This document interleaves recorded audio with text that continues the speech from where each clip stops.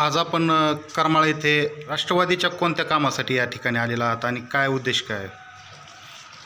नमस्कार, मी अभयसिंह जगताप, राष्ट्रवादी युवक काँग्रेसचा प्रदेश सरचिटणीस म्हणून काम करतो.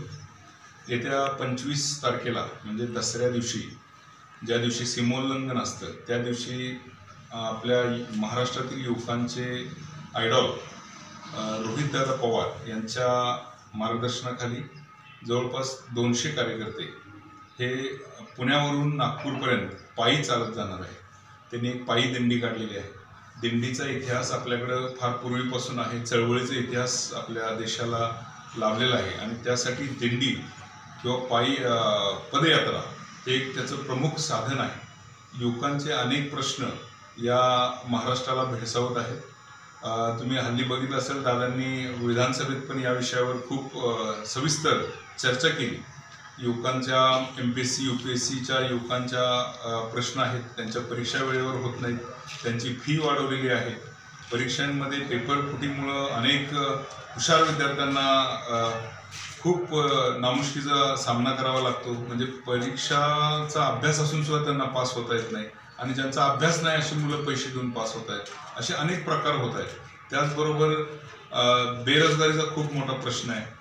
आज अनेक MIDC मंजूर आहेत, पण तिथं कंपन्या नाही आहेत. अनेक कंपन्या गुजरातला निघून गेलेल्या आहेत. महाराष्ट्राची औद्योगिक परिस्थिती, औद्योगिक विकासाला खीळ बसलेली आहे. त्याचबरोबर शेतकऱ्यांच्या मुलांचे वेगवेगळे प्रश्न आहेत. या सर्व युवकांच्या प्रश्नांना घेऊन रोहितदादा 25 तारखेला पुण्या इथून निघणार आहेत आणि 6 डिसेंबरला अधिवेशनाच्या अगोदर ते नागपूरला पोहोचणार आहेत. हा सगळा पायी प्रवास होणार आहे. या प्रवासामध्ये विविध तालुक्यातील मुलांनी, त्या मार्गावरील विविध तालुक्यातल्या मुलांनी सहभागी व्हावं याची जबाबदारी त्या तालुक्यातील तालुकाध्यक्ष आणि सर्व कार्यकारिणीवर दिलेली आहे. या मार्गावर येणारे तालुके सोडून जे आजूबाजूचे तालुके आहेत त्यामध्ये आमच्यासारखे राष्ट्रवादी युवक काँग्रेसचे पदाधिकारी आम्ही फिरून त्या तालुक्यातल्या मुलांना एकत्र करून त्यांच्या हक्काची जाणीव, त्यांच्या या यात्रेचं महत्त्व पटवून देण्याचं काम आम्ही करतोय आणि या युवकांना एकत्र करून या यात्रेत सहभागी होण्याचं आम्ही आव्हान करतोय. त्यांच्या प्रश्नासाठी त्यांना पुढे यावं लागेल आणि युवकांनी स्वतःहून याच्यामध्ये उत्स्फूर्तपणे सहभाग घ्यावा लागेल. तेव्हाच कुठेतरी या महाराष्ट्रात एक नवीन चळवळ तयार होईल आणि भविष्यात या युवकांचे प्रश्न मार्गी लागण्यासाठी, सोडवण्यासाठी त्याचा खूप खूप उपयोग होईल. यामुळंच आम्ही सध्या करमाळा तालुक्यामध्ये फिरतोय आणि युवकांना एकत्रित करून या यात्रेत सहभागी होण्याचं आम्ही आवाहन करतोय. येणाऱ्या लोकसभा, विधानसभा त्याच्या अनुषंगानेच म्हणजे ही यात्रा आहे असं म्हणता येईल का? तसा अर्थ तुम्ही काढू शकता, पण त्या यात्रेचा जर तुम्ही लोगो बघितला तर तिथं कुठल्याही पक्षाचा लोगो त्या यात्रेवर नाही. ही पूर्णपणे युवा संवाद यात्रा आहे. त्यात एकाही पक्षाचा लोगो नाही. युवकांचे प्रश्न अक्रॉस पार्टी म्हणजे सर्व पार्टीच्या युवकांचे समानच प्रश्न आहेत. त्यामुळे सर्वांना घेऊन ही यात्रा निघणार आहे.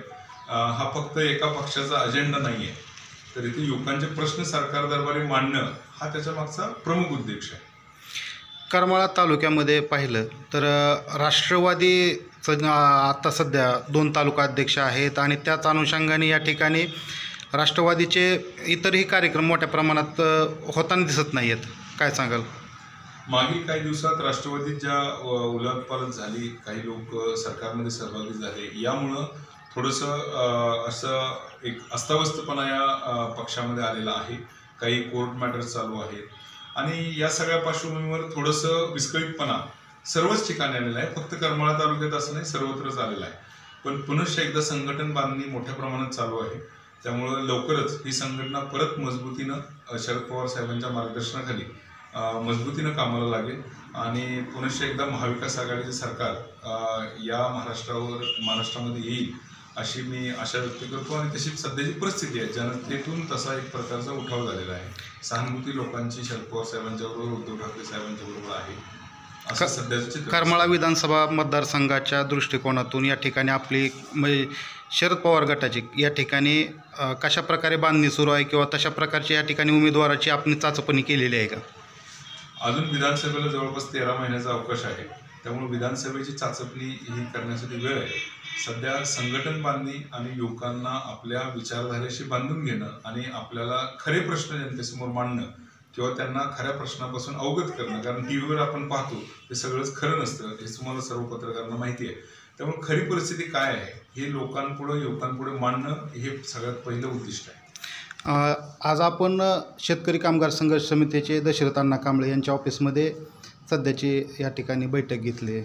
म्हणजे अण्णांची वाटचाल राष्ट्रवादीकडे आहे का, काय सांगता येईल का तसं काय? अण्णांचा राष्ट्रवादीत खूप मोठं स्वागत आणि हे सन्मान होईल.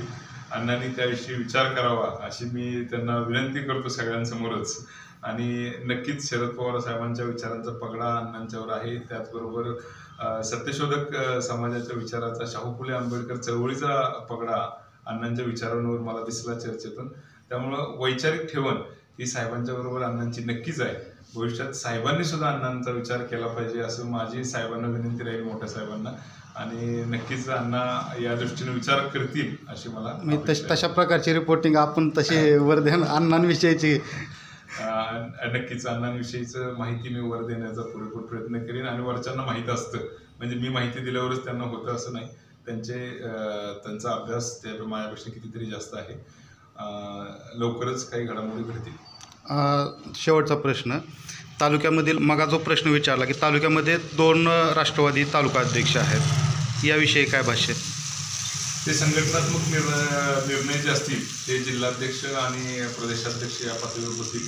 तालुकाध्यक्ष जरी 2 असले किंवा काही कारणाने गैरसमज असतील तर ते दूर होतील. प्रदेशाध्यक्ष त्या दृष्टीने विचार करतील, त्यांच्या कानावर ही गोष्ट घालायचं काम माझं आहे. मी 100% त्यांच्या कानावर ही गोष्ट घालीन आणि दोघांची समजूत काढून ज्या पद्धतीने दोघांचं काम चाललंय ते आणखी चांगल्या पद्धतीने कसं होईल ते आपण बघूया, दृष्टीने काम करू.